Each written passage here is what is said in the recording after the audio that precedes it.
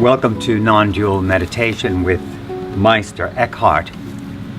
In this series, we practice non-dual meditation inspired by the teachings of Meister Eckhart, and we specifically draw upon the papal condemnations of his preaching and of his sayings and of his work to support our ability to not only understand the mystic, but to also modulate into the meditative placement of attention, the non-dual meditative placement of attention. So insight into the nature of the mystic's worldview helps us to find our way into that equivalence. And I'm going to just quickly read the last session, the fourth article of evidence against him, before I review the fifth article and even the sixth article also, because they are so related, and we're seeing a very different perspective in the mystical teaching. And I'll read the fourth article. Also, Meister Eckhart has stated, in every work, even in an evil, I repeat, in one evil, both according to punishment and guilt, God's glory is revealed and shines forth in equal fashion. So even in evil, God's glory shines forth in equal fashion. So we're seeing a radically accepting perspective, an inclusive perspective. Inclusive of what? Well, inclusive of sinfulness, inclusive of horror. And who is this sinful, horrific spirit? The Infinite One, the Godhead, all inclusive. And this is the perspective of the mystic. It is not easily accepted for those that prefer to believe that God is a sort of wonderful person and would never want harm to occur to anything and anyone. Well, if that is a very understandable and gentle, lovely, naive perspective. And but as we gain in wisdom, our breadth increases. It increases to the point where we begin to look at existence as it is, rather than just as it should be, could be, might be, preferably would be. And this is the radical acceptance of the mystic, and it's wonderful and beneficial. It helps us to accept the savage nature of existence, accept creation and destruction, life and death, vice and virtue, horror and the sublime. And this scope is the scope of the Godhead. It is also the scope of the incarnated manifestation of the Godhead, the Christ Spirit, the Christ person, you and me. So we see that the mystic, Meister Eckhart specifically, understands the idea of incarnation to be something that is highly democratic. In other words, the Infinite One manifests as everything, everywhere, and the entire human event is the sublime drama of the Godhead. And that's a big pill to swallow for many of us in the Western culture, as we are uncomfortable with the idea that the Infinite One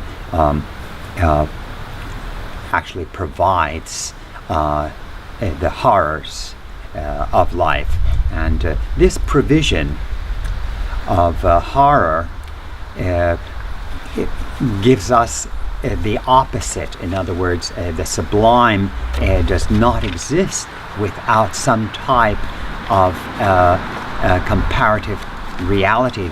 The comparative realities are singularities, kind of like inside and outside, positive and negative. It's a single thing. This unified field is recognized by the mystic, and amazingly, mystics like Meister Eckhart, a mystic like Meister Eckhart, even in his time, began to think about time-space and understood the relationship between space and time, and would actually be able to reference it. And as a mystery, I recall his statements about being very close to the Holy Land. Jerusalem is right here and now, and the mystic understands so much in collapsing the subject-object relationship, the collapse of the relationship between the perceiver and the object of perception, changes things remarkably. Meister Eckhart recognized that every act, including sinful acts, are acts of God, are acts of the infinite, all-embracing existence. And it is life is the drama, and that infinite life has incarnated so that it can enjoy this extraordinary adventure of birth and death, and we begin to realize the idea of the muses, for example, the archetypal muses, that which entertains us. And the mystic understands that the inherent person is in fact the infinite life, and that life is in the relative field, in the field of not knowing, when it is an all-embracing infinite intelligence, obviously providing the amnesia, providing limitations so that we can enjoy growth and transformation. The fifth article relates to this perspective in a very individualized way. Meister Eckhart writes, also a person who disparages someone by the disparagement itself, that is, by the sin of disparaging, praises God. And the more he disparages and the more gravely he sins, the more he praises God. Very upside down, very topsy-turvy, you would think. Praise and disparagement. Disparagement becomes praise. I'll read you the next one. The sixth article reads, also anyone who blasphemes God, God himself, praises God. Anyone who blasphemes God himself praises God. So, same thing occurring here. And, we're in Meister Eckhart, of course, was in a period of time in which the church had a tremendous amount of authority about what we believe, and obviously people that were considered heretical were at risk of being executed. And indeed, there was an execution 11 years earlier in Paris, in which a Begin, a woman, was who wrote a marvelous book, the Mirror of Simple Souls, was burnt at the stake. and this was also in Meister Eckhart's time. And so Eckhart was exposed to this difficulty, seeing his colleagues and seeing the church steeped in ignorance. That ignorance will soon be turned onto him also, and I'm quite confident he's was never surprised by the discomfort that resulted from the church, resulted from his teachings and the church policy. Okay, so that is a big pill to swallow, that God is everything. There's a little doubt that Eckhart believed that the relative world, the individual, is God incarnate. He did indeed preach that Christ, the incarnation of the infinite life, is incarnated throughout the manifest world. And so we are all divine incarnations. We are inherently that Christ. We are heirs to the kingdom, so to speak, heirs to the legacy left by something that is whole and all-inclusive. And of course, the difficult drama that we live through is somehow, it's better accepted and enjoyed. That is the objective of it. So let's do some non-dual meditation. We'll be breathing in through the nose, and the expulsion will be through the throat with an H sound. And there'll be 3 deep inhalations to help us shift our affective state, and that's going to support our ability to modulate to non-dual meditative placement. Let's start with the expulsion.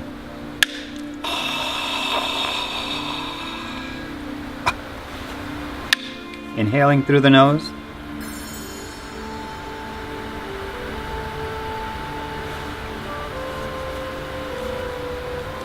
Really fill up. Hold your breath.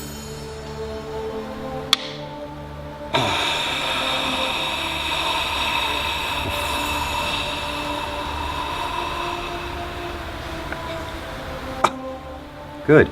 And even now, begin to relax, begin to let go of conceptualizing, move towards sensory awareness. Let's get a little air out of the chest. Inhale.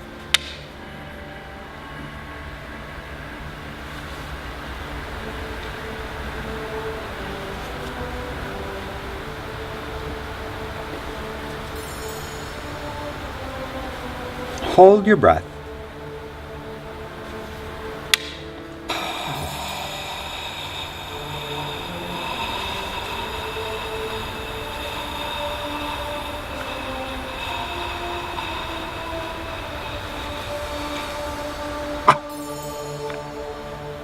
Breathe.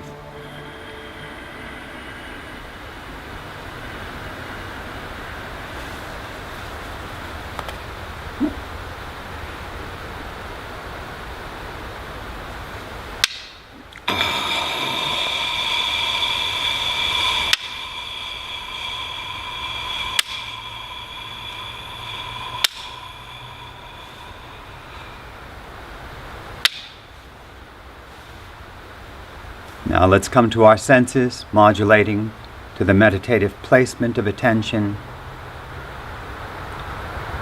Begin with hearing. Listen closely, without judgment.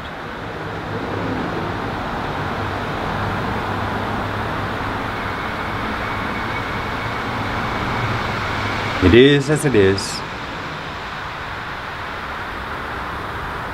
Radically accepting this experience without question. Remaining alert.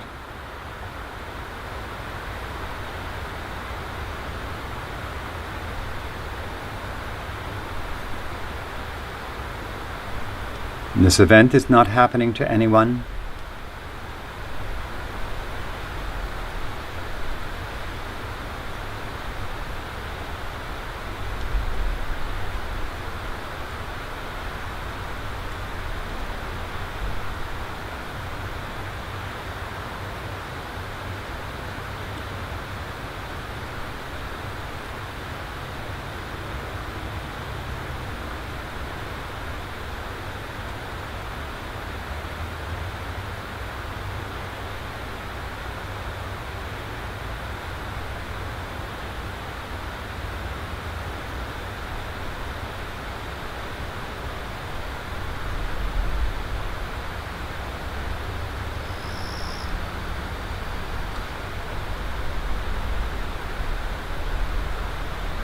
And the more he disparages, the more he praises.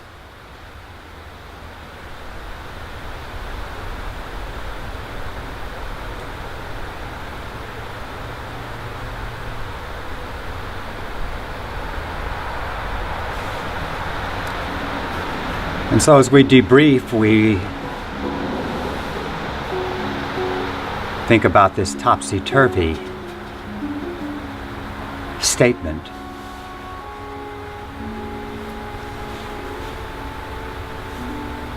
And we more readily can understand that the universe cannot be harmed. The Godhead cannot be harmed because the Godhead is everything.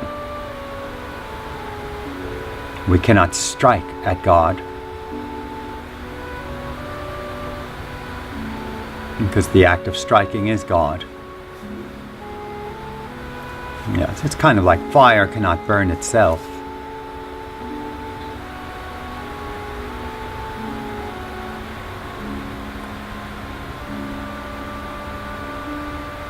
It gives us pause.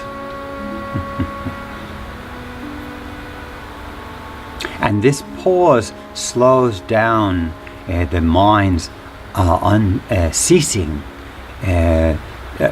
commentary on experience.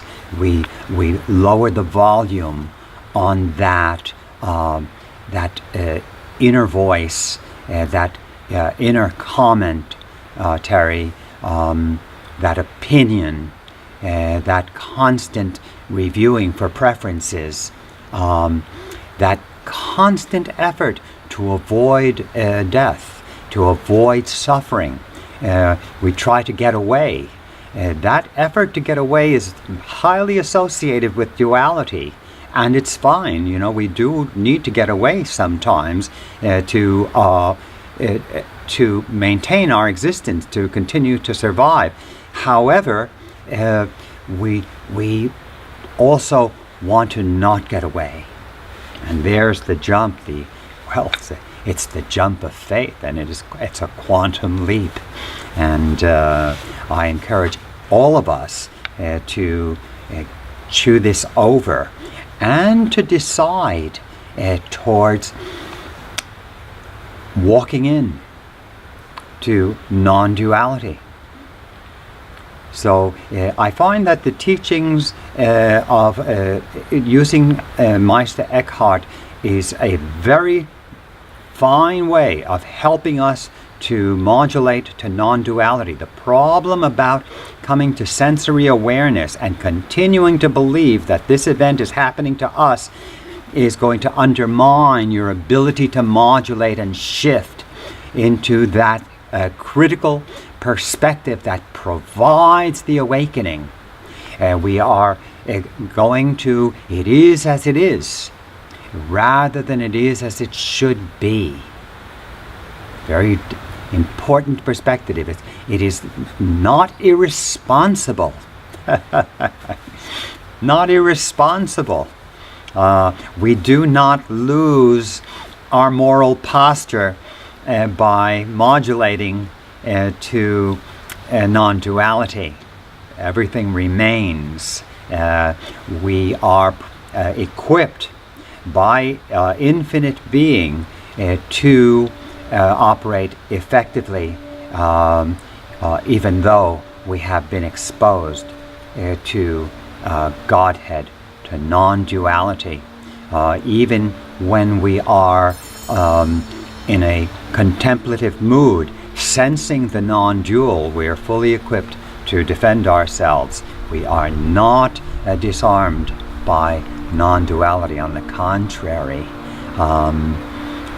you can see the difficulty non-dualists come into with, we see it in Jesus of Nazareth. We see it also in Meister Eckhart's experience. Also, it makes others uncomfortable because the non-dualist becomes an individual and to some extent stops cooperating with the culture. And indeed, our cultures are generated by people, and we are all still growing and evolving.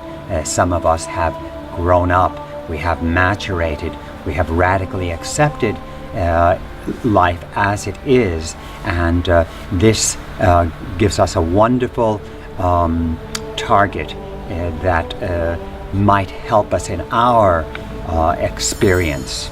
So I thank you for your participation. We have looked at 3 articles today. We reviewed the 4th article, which we had touched on in an earlier video, the 5th article, and also the 6th article. So we will be moving to Article 7 in our next video. I thank you again for your participation and encourage your desire to pursue this extraordinary method. And thank you.